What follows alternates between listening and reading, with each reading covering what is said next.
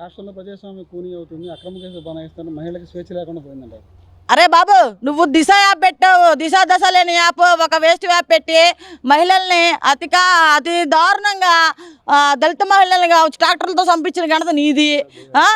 మా మహిళలకి ఇప్పుడు ప్రశాంతంగా ఉందన్నమాట. పోలీస్ స్టేషన్లో మా హోమ్ మినిస్టర్ అనితా మేడం గారు వచ్చాక చాలా బాగుంది. 24 గంటల్లో కేసులన్నీ మాఫీ అవుతూ ఉన్నాయి. ఓ పక్కన ఏదైనా కంప్లైంట్ ఇచ్చిన పోలీస్ వ్యవస్థ చాలా బాగా పనిచేస్తూ ఉందండి. ప్రభుత్వం మీద మచ్చ వేయడానికి అసలు మీరు సరిపోరని చెప్పి సందర్భంగా మేము తెలియజేసుకుంటాను. రెడ్ బుక్ తెస్తామండి, మేము రెడ్ బుక్ తెస్తాం. మా కార్యకర్తలందరూ ఎదురు చూస్తాం. మీరు మోసాలు చేశారు కాబట్టి రెడ్ బుక్లో రాసుకుంటాం, రెడ్ బుక్ అమలు చేస్తాం. ఏంటంట ఇప్పుడు మీరేం చేశారు? ఈ అమాయకుల్ని మా ఎమ్మెల్యేని మా ముఖ్యమంత్రిని జైల్లో పెట్టారు. మీరే బుక్ తీసి మరి మా నాయకుడిని మీరు జైల్లో పెట్టాల్సి వచ్చిన అంత అవసరం ఏముంది మీకు? రెడ్ బుక్ పోతే దాని అమ్మ మొగుడు బుక్ రాస్తాం.